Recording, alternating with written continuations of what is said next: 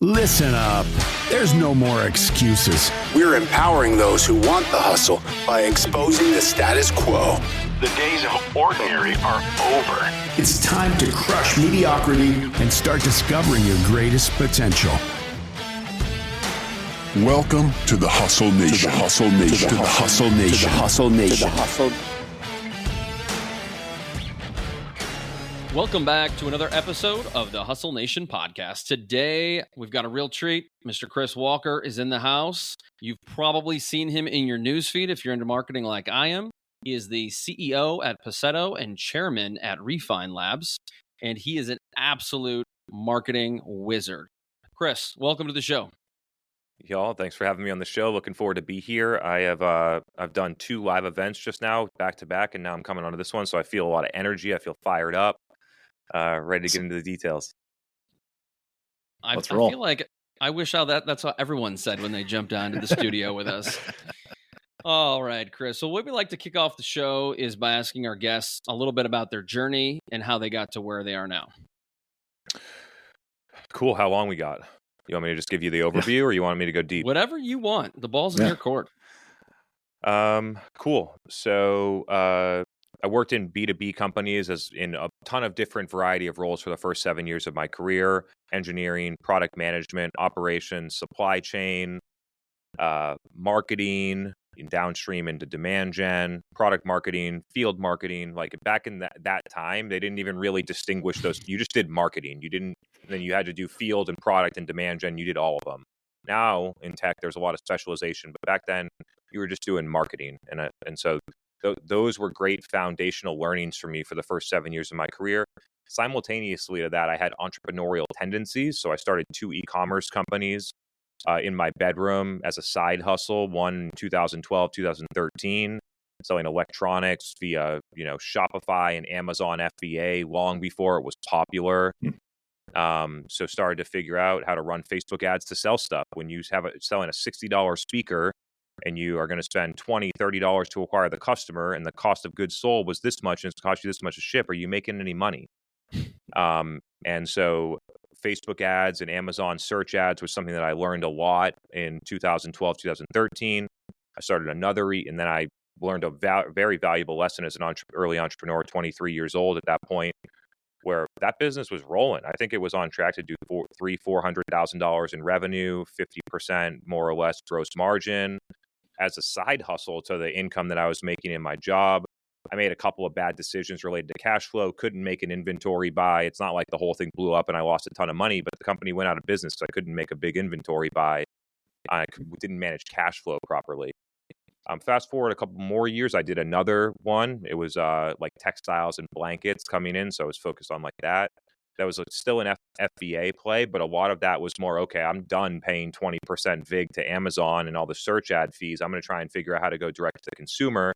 Spent a lot of time running Instagram ads, figured out how to get Instagram organic content to figure out how to do that. It never showed up in attribution, but I would know that when I posted on Saturday, and then the next consecutive 3 hours, we would get the most orders that we got all week, that the organic, and then you could match up the names of the people that bought the stuff to the people that were commenting on the Instagram post, that you could see very clearly that the Instagram stuff was what was actually driving the business revenue, but none of the analytics were saying that. And so that was another core insight for me. And then I started my first company in 2019, Redefine Labs, B2B demand gen agency. We think we're the best at it. We also think that we think a lot differently about how companies do that. We popularized a key change in B2B marketing, moving from lead generation model where all marketing does is spit out cheap $50 leads that don't buy to SDRs and sales to follow up with.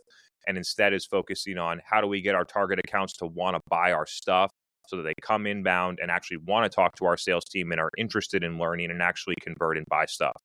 That was a fundamental shift. Most people see that as commonplace now in 2024. But when I was talking about that in 2019, I faced tons of resistance against that model. And then during that period of time, we've been tinkering and identifying customer problems inside of the market, and core customer problem in large developed B2B companies that deploy $50, $100 million or more on sales and marketing every year is that they do not have the data to make fast, easy, obvious decisions and get people aligned in their company. And so my new company, Passetto, is a software company focused on solving that core challenge of data integrity, and then how we actually analyze that data to make strategic decisions across the entire go-to-market team. And that's been more or less my evolution so far. I remain a majority shareholder in my first company, Redefine Labs. I promoted my business partner, Megan Bowen, who's an incredible leader and is going to do an incredible job there, to CEO of Redefine Labs. And I now get involved with some other companies that I'm an investor or a limited partner in. One of the companies called Hatch. They make all of the dark social content that I produce for podcasts and for YouTube long form and YouTube Shorts and TikTok and LinkedIn video and things like that. And I just truly believe in that model and the way that they deliver. So I'm, an investor and limited partner in that company, and interested in making other investments to parallel organizations, technology, or managed services that run cash flow positive, and basically fill a gap that I know a lot of my audience in the B2B marketing and go-to-market space need. So that is my short answer about what I'm up to, and I'm sure we're going to get into more details on the journey. So let's go back, a little bit as you talk about those first businesses, some of the learnings that you had. It would have been really easy, I think, in some of those entrepreneurial starts where you could have just gave up and said, I'm not going to go out on my own again, right? I'm going to have the safety and security of my own job. As you were starting Refine, what really drove that? Because that was seemingly a bigger move after coming off, very different types of businesses. So what kind of drove getting into Refine?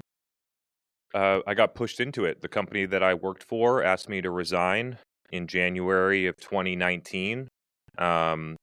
I sold my car and cut all of my expenses and moved in with a roommate where I paid $800 a month. And I started that company in my living room. Couldn't even afford a $200 desk at WeWork at that point.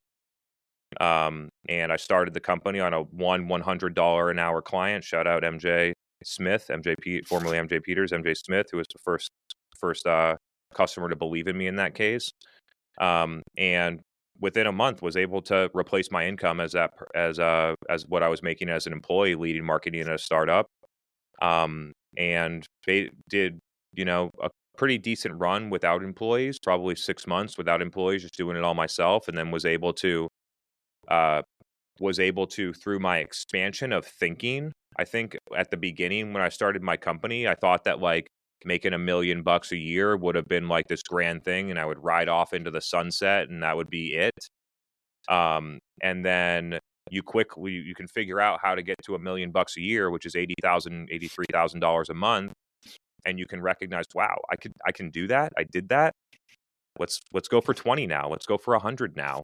And you get a different once you get that first insight as an entrepreneur of, hey, I can do this, then if you allow it to happen, you expand your thinking, start thinking bigger, which creates bigger actions, different strategies. It's a whole different game if you're trying to build a $20 million business versus a $1 million business.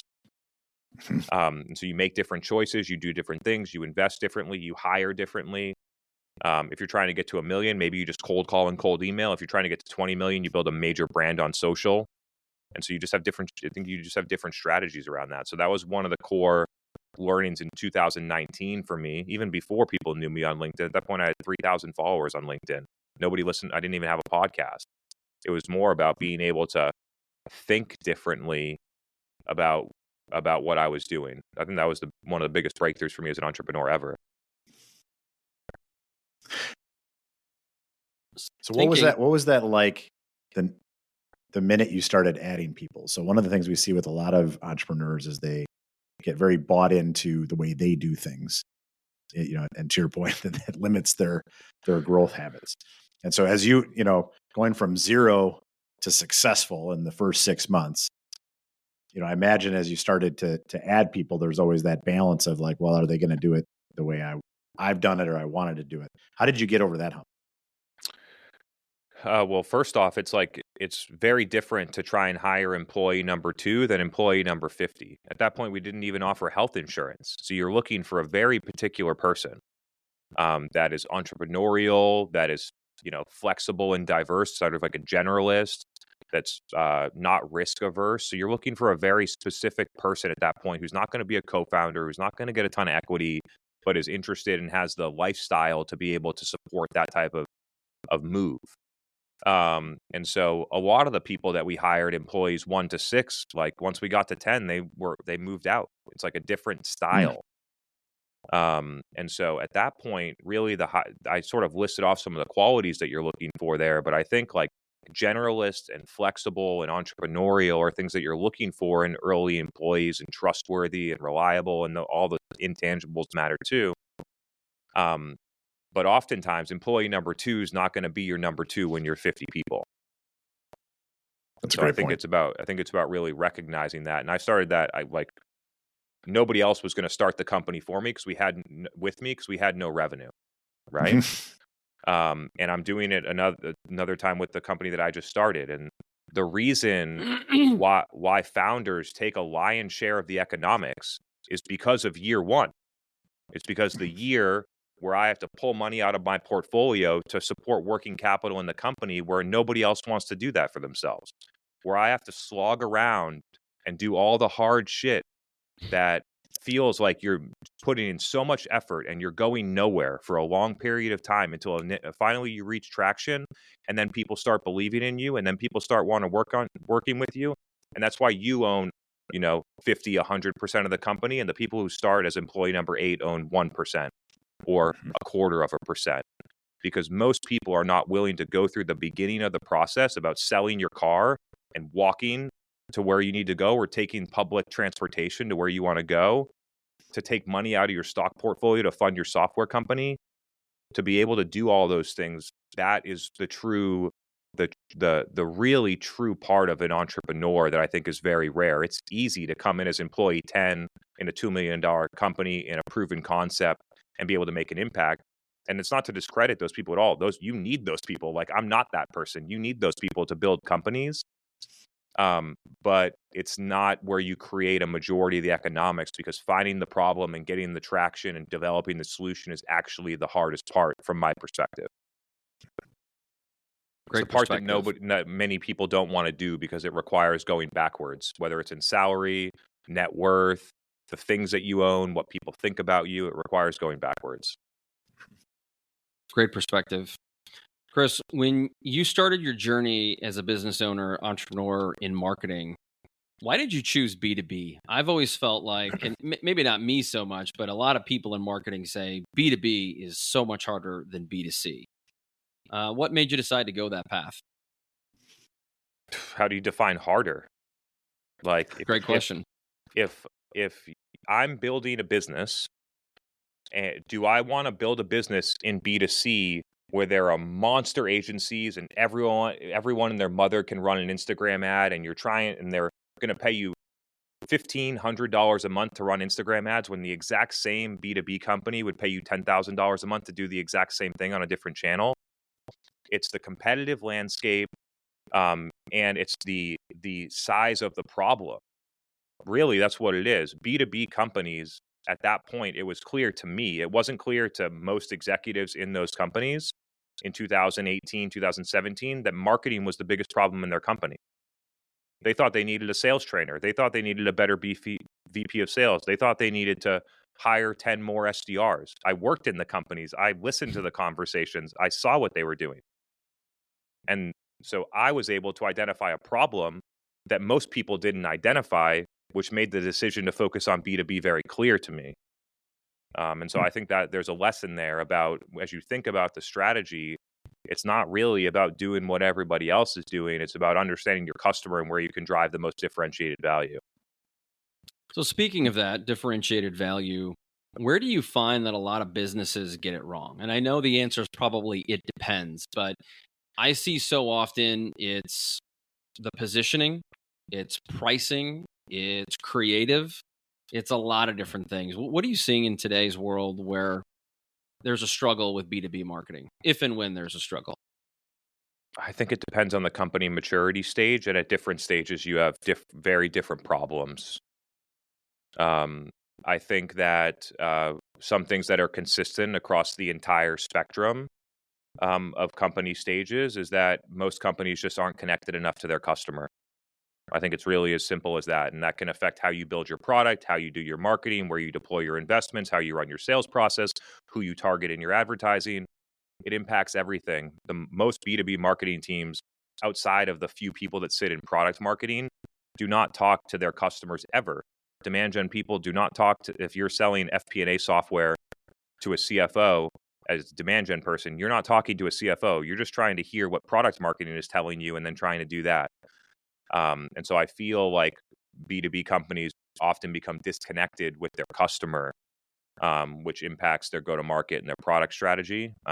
Those issues are very apparent in early stage companies because most people are like, I don't want your product, right?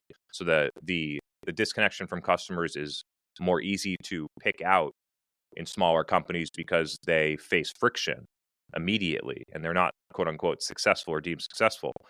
But if you could go and look at $100 million companies that are seemingly successful that are just as disconnected from their customer, that are building on the wrong roadmap, that are marketing in the wrong channels, that are running a sales process that their customers don't want. And so that's a consistent theme that I see is just not having a laser focus on really understanding and listening to your customer. I feel like people get happy ears. I feel like people try to get they either ask leading questions or they just make assumptions around what they want to hear rather than listening to their customer and hearing what the customer says and then saying, okay, how do I make this true information that my customer just told me? How do I use that to make it work for me? And I think there's a real learning in there. I've always, because like in 2013, I was working for a company and they, I'm 23 years old and they hired me to evaluate and make a business case around a technology they were thinking about investing in. And I'm 23 years old and I'm running the business case and I sit in the executive meeting and I say, based on the data available, we shouldn't build this. We should not spend $1 million to build this product. The market's not big enough. There's more price pressure. There's a lot of competition. We should not build this product. And that was going out and listening to what the market is telling you about willingness to pay, available alternatives, how they're going to handle it, things like that, that lead you to not even create a business that shouldn't be created in the first place. So I think there's a lot of interesting, whenever I've made poor decisions in my career and in my businesses, it's because I haven't been connected enough to my customer. Always. I love what you said there. And it's so interesting that you said disconnected, which I think is 100% true. But there's a lot of newer, younger companies who fail to ever get connected. And I hearken back to this because if you go to sales is very much a relationship game, especially in the B2B space. And so if you translate that or try to apply that to social media, cultivating engagement leads to relationships over time, hopefully. And if you build those relationships, I think that helps you build some connection. Is that a fair assessment? Fair assumption? I think that when most people think about the differences between sales and marketing, they kind of get it confused. What people see when they see me do things, they see me as a marketer. I'm out here making content. I'm posting content on social media, which must be a marketing channel. I'm out here doing a webinar. Marketing does webinars. I'm out here selling shit. I wouldn't be doing this stuff if it didn't have a tangible impact. I'm just not being a slimy salesman trying to pitch you on my stuff while I do it. I'm being objective. I'm stating facts. I'm using data, and I'm helping you see the reality of what's happening, which leads you to solutions that I offer or things that most people that listen to my content never pay me a dime. Probably 98% of people that listen to my content will never pay me or my companies at all. And they'll get a ton of value and they'll do something. And the important part is when they do something and it works, then they're going to tell someone to attend my event, listen to my podcast, buy my company or something like that. And that's how that plays out. And so what I'm able to do is be able to produce information that makes sales way easier, that actually allows my customer to independently convince themselves that they want to buy, so that when they're talking to me or my companies, it's more of just an evaluation of how is this going to work? How do I get my team on board? What is the budget thing? What are the nuances of the deal? Which is, as a seller, That's what you want to do. Everyone loves selling for companies where people love your product and want to buy it, and a lot of people are coming and want to talk to you. So I think that like the idea of like sales is relational. I think the way and one-to-one, I think the way that you build relationships is very different now. So many people feel like they have a relationship with me. I've never met them in person. I'm walking down the street in Austin. People come up to me. Someone buys me a bottle of wine at dinner. Someone says hello to me when I'm walking down the street, ask me a question. They come up to me. They feel like they know me, and we've never met before. And so I just feel like there's a different way to scale the impact that makes doing marketing well makes sales a lot fucking easier. I don't know if we're allowed to swear on here, but that's such a big statement there, because I feel you see it in probably every B2B company you start with, right? Where there's the marketing teams over here, the sales teams over here, and they feel like they're almost at odds with each other, when in reality, if it's working correctly, they're both trying to do the same thing. But they come at it from such a, sometimes the sales side looking at it from such a short-term lens of just what's the one-to-one deal, right? And marketing a lot of times is coming from an angle of, well, we just want people to be aware of us. Well, the whole section in between is actually where the magic is made, right? And so I think you're right on when so many people, they have that lens, whether they came from a sales background or a marketing background. Very few tend to see it kind of from both of those coming together. The magic, and very few people get here. The magic is when you can see the whole field of business. You understand finance, you understand product, you understand sales, you understand marketing, you understand delivering to customers. I'm sure there are other things, legal, like I'm sure there are other things, but those are some of the core things that I got. When you can see the whole field, you could be a VP of marketing and still be able to elevate and see the whole field. It dramatically changes the things that you do and how you operate as a counterpart to other executives and leaders inside of the company to get stuff done. You need to be able to understand what it's like to be the head of sales if you're the head of marketing, and vice versa. Like this is not just a marketing versus sales thing. Like a lot of sales leaders like to pretend that they know how to do marketing, but have never done it. What's the thing? Like marketing could never lead our sales team. They've never carried the bag. Well, sales should never lead our marketing team. They've never done fucking marketing before. And so, I think the take home, I don't want to get diverted here from the key message. The take home here is that being able to if you're a VP or you're a functional owner inside of a company, being able to understand and ideally have done in some fashion the other areas of the business and the functions, so you can cross-functionally collaborate and integrate what they're doing into what you're doing, I think is a huge benefit. And I think that I think that there's a message out here that being a specialist is the way to win these days. That, go all in and be so good at SEO only. And sure, there's a way to win there. But I feel like people demonize being a generalist. Like I consider myself what else is there to call you? It's a generalist. I know a lot of things about business. I think it's a huge strength. I think a lot of early people in their career are pushed away from that when I think it could be their greatest strength. That's interesting you say that, because I remember in my early 30s interviewing for a couple of jobs, and I think part of what attracted a specific business to me was the fact that I knew a lot of things. I was very diverse in my business and marketing skill set. But at the same time, this one person said to me, "We don't know what box to put you in." And if I'm being honest, it's not that I had a big ego, but I'm like, bitch, put me in a box. Like, what are you doing? Like, what do you mean put me in a box?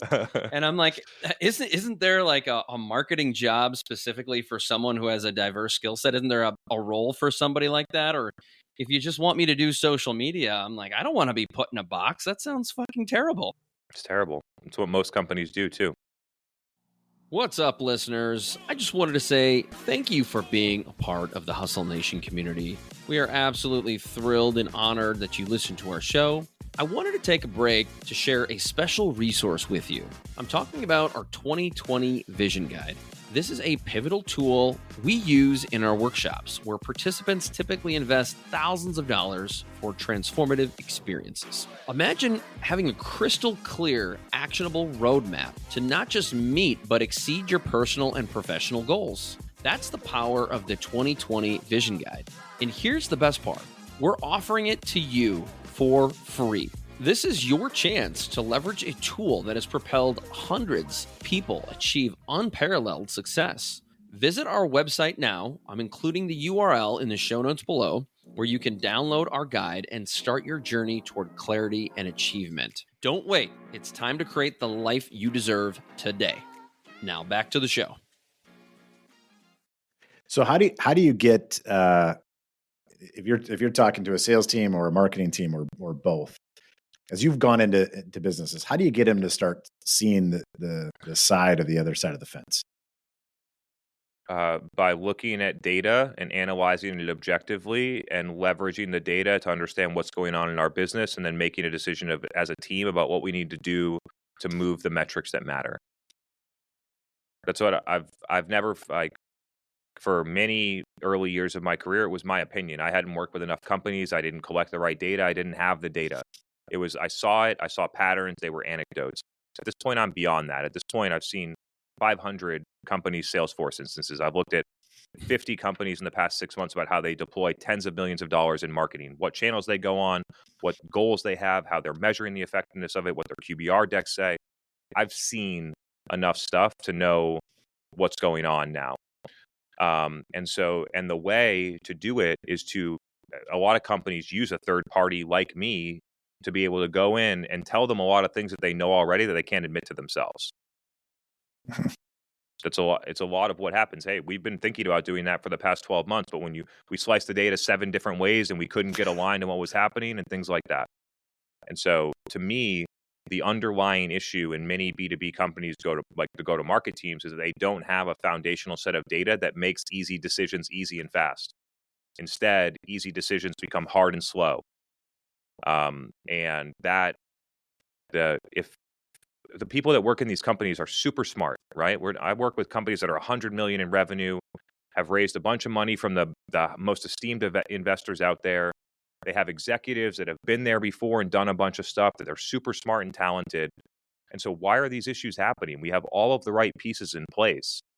And it's because we don't have the right data to make these types of decisions really simply. Instead, we have the marketing team over there playing with their tools, producing a 120-page QBR deck around what all the great stuff marketing is doing, produced by the people that own the investments and therefore are biased to show the investments are working, not to disprove that they're not working. Mm-hmm. And then you got the SDR manager doing the same thing, and you got the sales leader rolling up from their regional directors and their sales managers what's happening in there. And what do you have? Like 3 different reports from different department leaders that say different things and have conflicting data. How are you going to go the line like that? And that's how most companies run their quarterly business review process at an executive level, which leads you to not make a lot of changes in your strategy. It leads you to almost like a decision paralysis, almost, where it's just like continue on what we're doing. That sounds painful. I think that many people that are executives that are in these roles would view it as painful. I think that there are times where it's not painful, when the wind's at your back in 2021 and everybody's winning and everybody's buying and prices are going up and get 50x revenue valuations. There are times where it's easy. It's easier. It's perceived as not hard, right? And there are times where things are hard. And I think what happens is that good times create bad behaviors. And then when good times change to bad times, those bad behaviors create really bad situations. And, my company hasn't been perfect. My company went through some of those things. And I know almost every other company out there, because I see their business data. I see what's happening. Almost every company has struggled with this. Almost every company had slowed growth in 2023 compared to previous years. And then when that pressure gets put on and it's not so good anymore, that's when you need the data to be able to make decisions. And then companies don't have the data, so it becomes one person's opinion against the other. And it leads to a lot of just stalled out stuff. So I would agree. I think that it is painful for many. to get through it. And that's why we see CMOs and head of sales tenures less than 2 years in B2B companies right now. Just like basically churn and burn executives. And it's not the executive's fault. It's how the company manages their go-to-market and scrutinizes investments and collects the data to make decisions. So, Chris, how do you strike that balance between, in the B2B space, there's this always debate of inbound versus outbound? Personally, I think it's a stupid debate and it's outdated. Tell us why. Because most inbound leads aren't actually inbound. It's just a way for marketing to tag their leads. Somebody that downloaded your ebook is not an inbound lead. And what it does is they want to put it into little categories. So we can say, here are all the inbound leads. That's what marketing did. And then here are all the outbound leads. That's what our SDR team or our sales team did. So then we can easily say we spent this much on SDRs and we got this. We spent this much on marketing. We did this. And meanwhile, completely divide the teams and have them compete with one another. It's just an outdated way of looking at it. And if you want to, almost every company will be forced to adopt an integrated go-to-market motion, running hybrid motions. You got events, you have your website, you have sales outreach, you have partner, a hybrid integrated motion. You cannot have these motions competing for credit.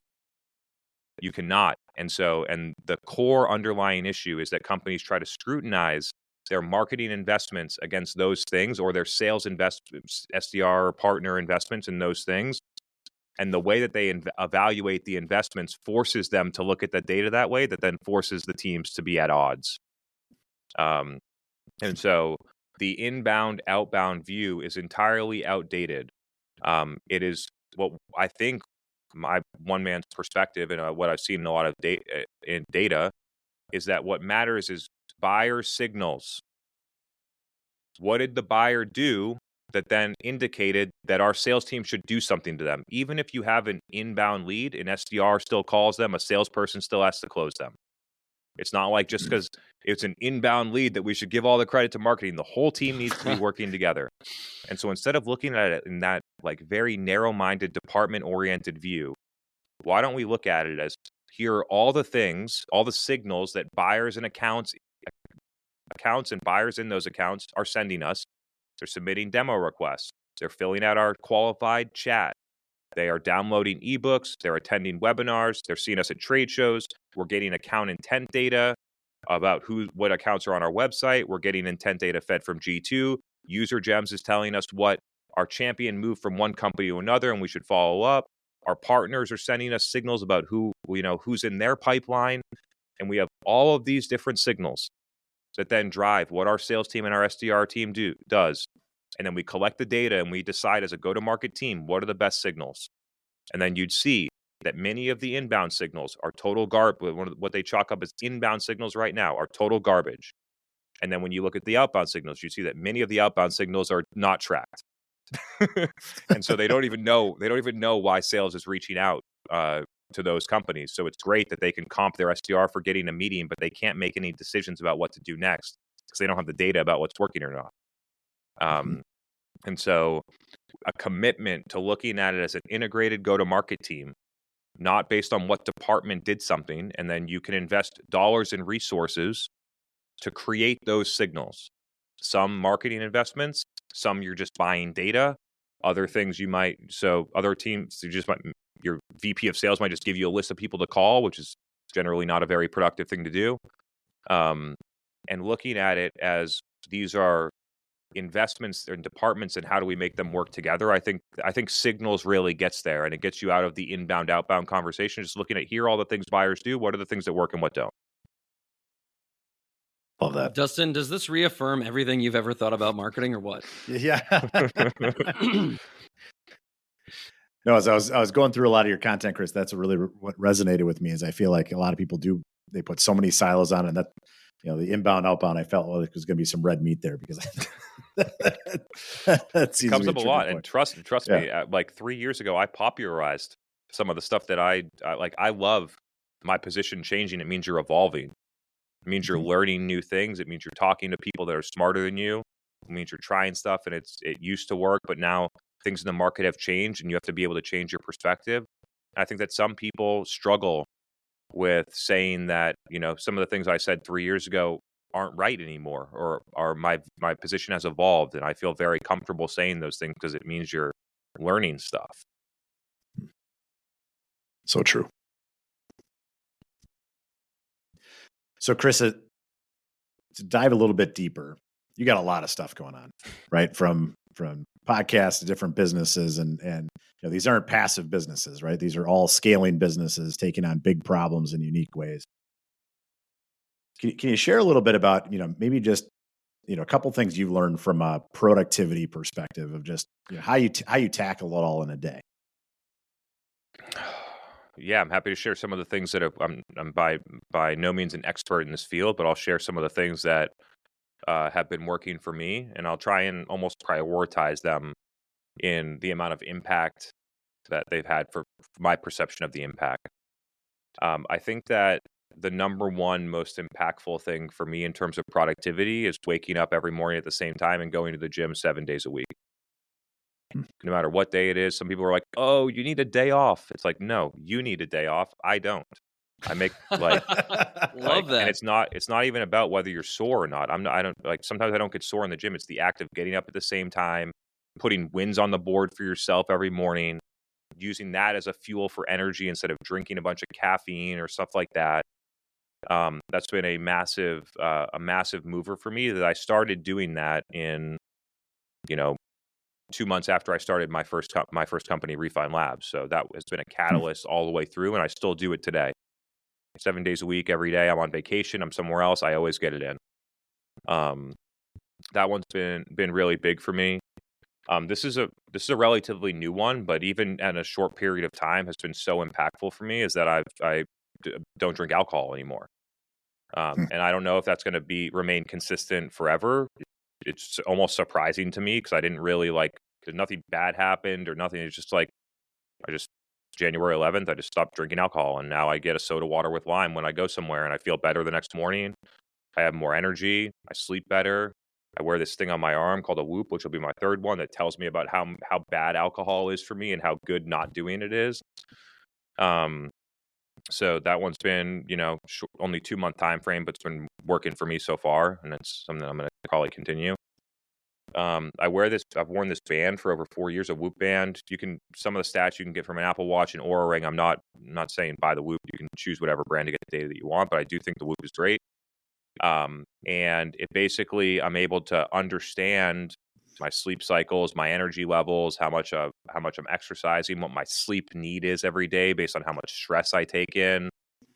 What parts of I've worn this for 4 years now, so I have tons of data. I know that in the winter, my ability to handle stress declines. And in the summer, my ability to handle stress increases dramatically, almost to superhuman levels. A lot of people look at my scores in the summer and they're like, "Who are you?" You're like there's only a couple of the best athletes in the world that get to those levels. So this thing's been hugely impactful to have the data to drive behavior change. I didn't do all the things that I do now. It's because I was able to show myself over and over that what the things that I was doing were not helping me perform better. And you can overdo that and you can get obsessed with, I'm not like that, but some people can. So just, be conscious of that. I think the next thing is making sure that you have great, committed people around you that are rallying around your mission. This could be arguably the number one thing, but I'm just sort of rattling them off as I think through them. That you're not going to be able to do anything alone. You can get somewhere, but at this point now, Redefine Labs is a 50 person organization. We work with a lot of companies. There's so many talented people that work there to a level where I'm not even needed inside of the day-to-day. And that just doesn't happen overnight. That takes a lot of time, takes hiring cycles and getting it wrong a couple times and switching out some executives and scraping your D's and making mistakes and all that stuff. But having great, committed people around you that are dedicated to the same things that you see in the world, I think are hugely impactful. I used to be more committed to this earlier than I am now, and I need to get back to it. is that every 6 weeks I would take a solo, basically like a solo retreat with myself. Sometimes I would go somewhere tropical like St. Lucia. Other times I would just like drive 2 hours to like a glamping site and be there, spend time journaling, reflecting, thinking about what I want, resetting my schedule, my priorities, things I think about. I think a lot of people are uncomfortable traveling by themselves. I've been doing it for a long time, and I see the ability to travel by yourself and have introspective time, and then be able to travel with other people and have that social time. And I try to do both, but I would spend a lot of time doing that, which would then I would come back from that with new priorities, clear things that I want, some measurable objectives, things I'm going to alter in my schedule. And then that process then drives a daily journaling practice that I do every morning, typically between 8:30 and 9, where I outline all the things that I'm grateful for. I have specific affirmations, things that I want to become, but haven't fully internalized in myself that I am those things. I write I am statements about the things that I'm trying to be. And doing that consistently has a massive impact. People are like, manifestation is bullshit and like that type of stuff. Like, what you think in your brain is how you perceive the world, is the results that you get. And so spending a lot of time working on your internal mind and your thoughts, I think, has been really, really beneficial to me. Then I talk through tangible, measurable goals that I have, some that are huge, 20-year goals, other ones that are, I need to get these things done in the next quarter. And then based on that process, then I write down the 5 things I have to get done that day. So I remind myself about the goals that I have, the person I'm trying to be, the things that I'm grateful for, and then I go and talk through and I figure out what are the 5 most important things for me to do today. And I think that has been another huge thing in terms of productivity, because doing stuff is not the same as being productive. And I've fallen into this trap many times, where you spend 15, 18 hours a day doing things, but you're not actually moving the ball forward. You're not solving the root cause issue. You're not creating the leverage that you need to really make a move forward. And so I think taking that little bit of time daily to not get caught in, like, I wake up every morning and I got a bunch of fires in my email every morning. And it would be easy to open that and then spend my whole day fighting fires on my phone. And having the discipline to be able to manage the fires, but then also have a thought on the bigger picture, I think is an experience that comes with going through it. So those are, I'm sure there are others, but those are some of the things that have worked for me. I love that. There's so much in there that we're doing already, and they're just great reminders, some of which we could be all a little bit better at too. But it's good to hear that when we talk to leaders, there's a lot of consistency across the board with things like manifestation, mindset, journaling, working out, of course. Big fan of that. But Chris, before we run out of time, I feel like I've just got so many marketing questions I want to ask you. But I'll do one more. One of them, which you talk a little bit about on your website, is transitioning from lead gen to demand gen, which is something that really sticks out and resonates to me, because so many people and businesses are focused at generating leads or talking at people rather than generating demand. And one of the things I kind of harken back to what you mentioned earlier was building a brand, even a personal brand, through video and putting yourself out there and being visible. How do you help, or how does Refine Labs help businesses go from lead gen to demand gen?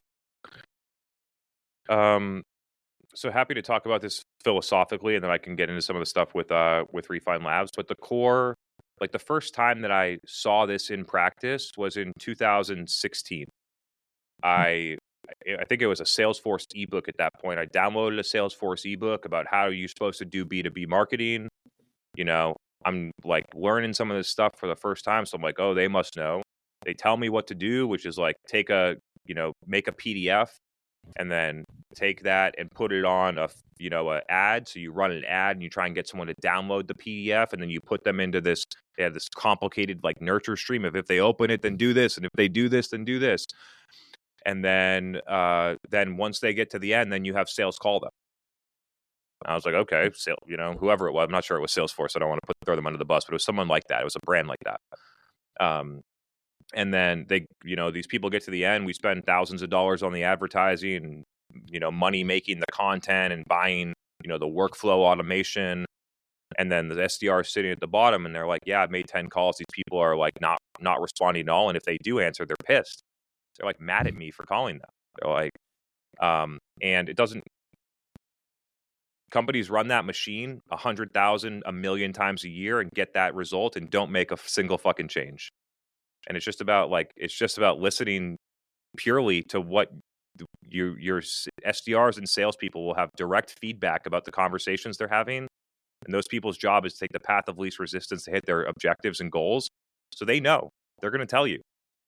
And so that little bit of feedback qualitatively and the 0 out of 10 conversion rate. And we actually had that sequence running. There was 2,000 contacts in there and none of them became a customer.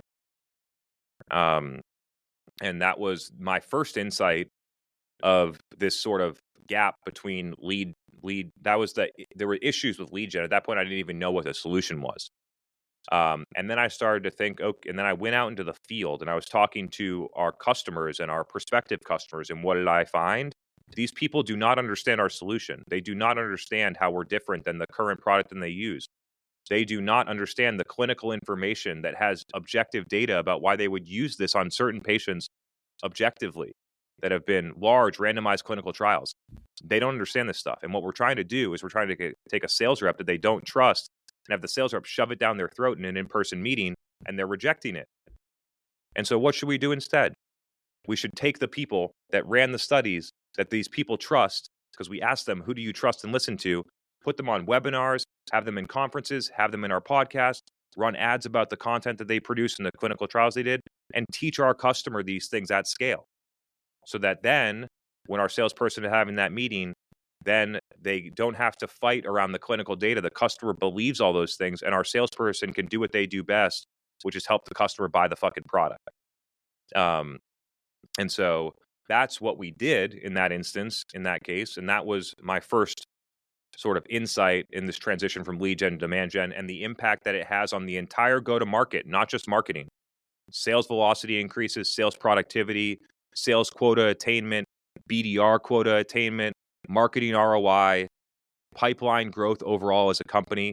When you do this, when you fix that part and you stop having marketing spend all the dollars generating shitty leads that actually just help, they don't help the business at all. It's actually detrimental. It wastes all the other people's time in the go-to-market following up with these people that don't buy. And the data is very clear around that. And so that having that shift in perspective then had me sort of like build the initial part of Refine Labs. And so at a high level, what we do, we analyze all the places where companies are generating leads. We identify the places where there are core issues. Then we optimize their current advertising mix about how they generate leads based on tangible, measurable results. And then we help companies sort of like build on top on how do we create the demand? How do we go out to buyers that don't understand our solution, that don't understand the customers that use it, that are not in market to buy, and have a balanced investment so that we're educating people and then more people want to buy our stuff. And because we taught them that, we're at least in the consideration set when they buy, when they actually go into a buying cycle. And the reason that all the lead gen stuff happens and still happens today in many companies is because the go-to-market metrics incentivize it. The operating model that companies use, that's what they think marketing's supposed to do. Marketing gets leads, SDRs call those leads, then sales has to close all the shitty leads that get through that process. And when you rethink and you recognize that marketing investments can create demand, capture intent, convert pipeline, and expand accounts, that marketing investments can work across the entire customer lifecycle, that you realize that measuring marketing on how many leads they got is fucking stupid. And so that is the lead gen to demand gen.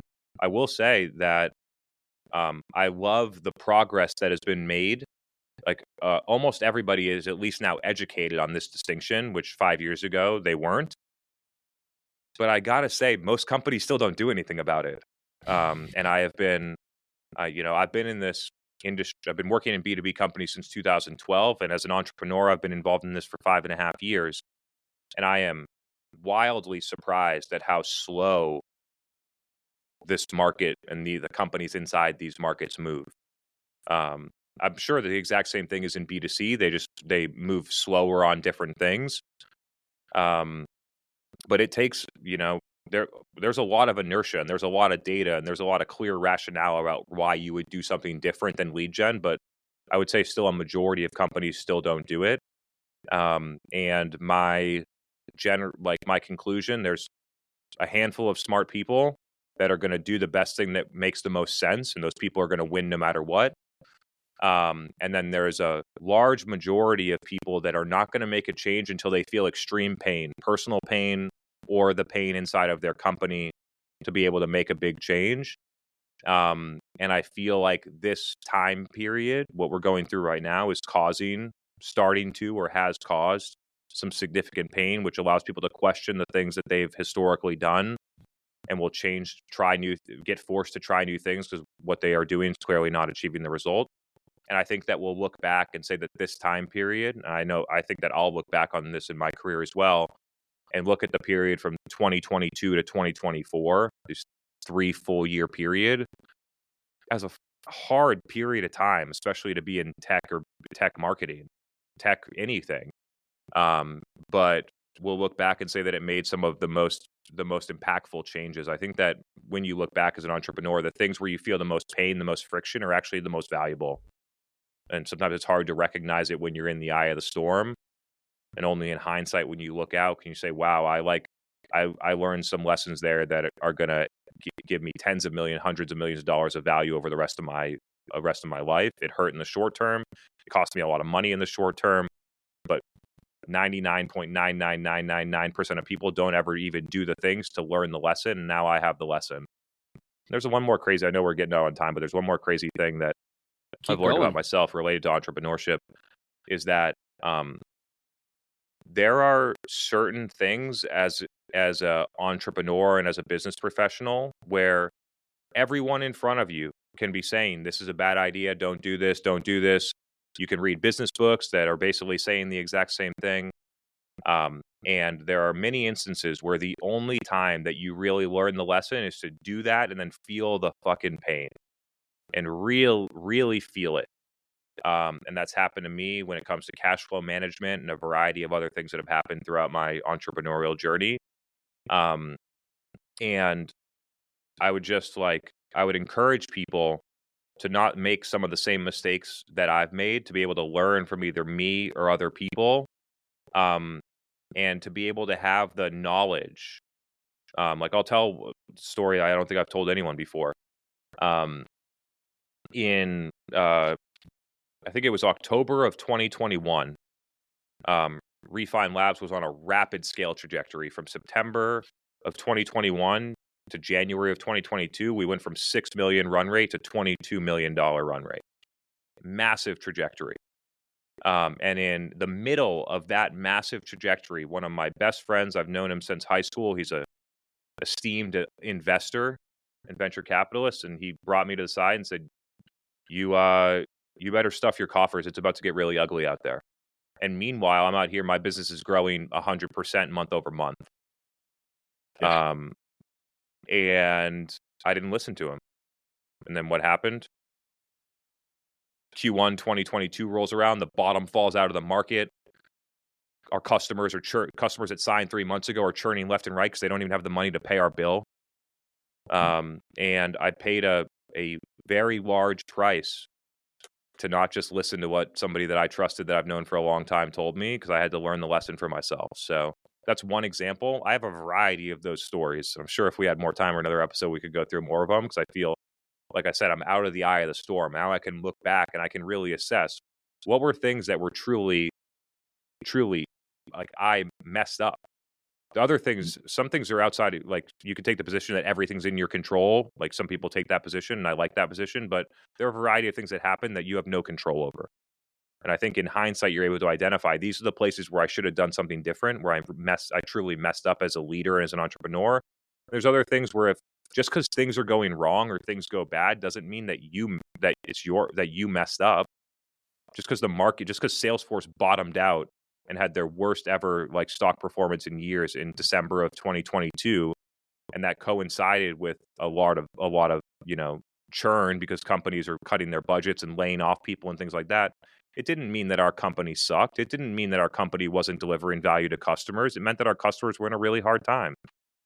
And so I think there's some reflections there where you, when you're out of it, you can learn a bunch of stuff. Yeah. It's excellent. Amazing perspective and a great way to wrap up this conversation. I think so much of life is perspective. I happen to be one of those people that feels like you control most things. Obviously, there are things you can't control, but then you have to have the right perspective and the right mindset to not let that negatively impact you. But I digress. Chris, before we let you go, why don't you tell our audience where they can find you and a little bit more about Redefine Labs and your businesses? Also, if you want to you like the content, you want to check some of the stuff that I'm doing out, you could follow our podcast. It's the B2B Revenue Vitals podcast, available on Apple, Spotify, any other of those places. And then I produce content on LinkedIn, TikTok, YouTube Shorts. So whatever sort of social network you like to consume content, feel free to follow me there. I'm most consistent on LinkedIn, but continue to experiment with those other channels as the gold mine of LinkedIn is not as gold as it was 5 years ago. And I think a lot of people are recognizing that and starting to diversify their bets. And then when it comes to my companies, Redefine Labs is a B2B demand gen agency. We're with companies all the way from 5 million ARR to some of the biggest companies in revenue in the world. We help them with basically demand gen planning and orchestration and reporting, creative and content production, and paid media all in one place so that you have a partner that owns all of the key things to be accountable to the actual result, rather than having your creative agency over here that's building pretty pictures, the media department that's just getting leads, and then you have a demand gen consultant that's over here that's trying to orchestrate everything. That having everything together under one strategy is a significantly better value prop for the customers that work with us. And then Passetto is a software as a service startup. We're a software startup focused on helping companies optimize and measure their entire go-to-market holistically. This is not an attribution solution. I want to make that very clear to people. That is not what I'm interested in. Helping executives see at a macro level what are the right KPIs we should measure, how do we monitor the performance of that, how do we use that performance to diagnose issues, and then how do we use that to forecast and plan in the future.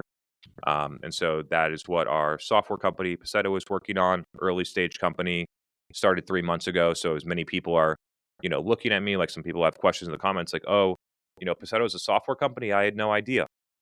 And they kind of say it in a dickish way, if I'm being honest. And it's well, we started the company 2 months ago and we're bootstrapping the company and not raising money. So just give it a little bit of time for the vision to play out. How about that? That if you bootstrap a company and you don't want to have handcuffs to VCs and VC money for the rest of the time, that maybe you have to sell a blend of product and services for a little while as you build the cash flow and you build a product that is sticky. And so I think that people just give it some time to play out. And people will see, a lot of people compare Redefine Labs and Passetto, see them as a competitive situation. I would never do that. I'm a major shareholder in Redefine Labs. It makes absolutely no sense for me to do that.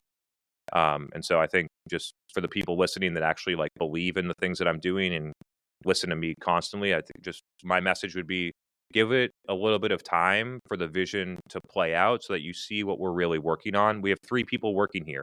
My number one priority is not fixing our website. And so the stuff, yeah, so that's where we're at. I digress. But if you want to follow me, LinkedIn, TikTok, podcast, those are some of the places. I can say firsthand, you've been in my news feed for a long period of time on multiple platforms. And as someone who's been in the marketing industry for a long time, there are very few outlets and people that I listen to because most people will just tell you to follow the latest trend. But your content is some of the best content that I see. And it's because you've done it before and it's stuff that actually works. So I continue to do it. I think that's a really key point. There's a lot of people that have done it before and did it in 2010, and they still talk about what they did in 2010 as if it's the best thing to do now. I've had times I stopped working with, I don't know, we want to stop the podcast, but I'm on a roll. I stopped working with customers at Redefine Labs where we were about 50 employees, and it very quickly became disconnected from the work and what customers cared about and not. And so it's not only about have been there before, it's about always doing it. How quickly, if you don't play basketball, are you going to suck at playing basketball and get beat by other people? It's actually about keeping doing it. People see the holy grail of like, oh, I want to be an executive, so I don't have to do this stuff anymore. And that's like the beginning of the beginning of the end of you becoming irrelevant, is when you get out of the work and the process. So I think people listen to me because I continue to do it, and because I continue to do it, I have real insights that they feel because I'm in there doing it with them. Really appreciate you being a student of the game. Yeah, appreciate you following along and listening, and the kind words. Thank you very much. Yeah, I mean, as I'm looking at your YouTube channel right now, I mean, 630 videos says enough right there. And that's not accounting all the other platforms and all the other stuff you've produced with podcasts and that. So, folks, if you heard it right now, check him out. Follow, subscribe, download. He is the real deal. Chris, thank you so much for being on the show. To all the listeners, thanks for your ears. Until next time, peace. Thank you for being part of the Hustle Nation. If you're serious about raising the bar in your personal and professional life and willing to go all in on your success, head over to hustleleaders.com. Here you can get access to our Hustle Productivity ebook, attend our Hustle Masterclass, or challenge yourself to the 30-day Hustle Challenge. Pairing these tools and training with the Hustle Nation podcast will help you advance to a whole new level. Until next time, stay hungry and inspire those around you to hustle.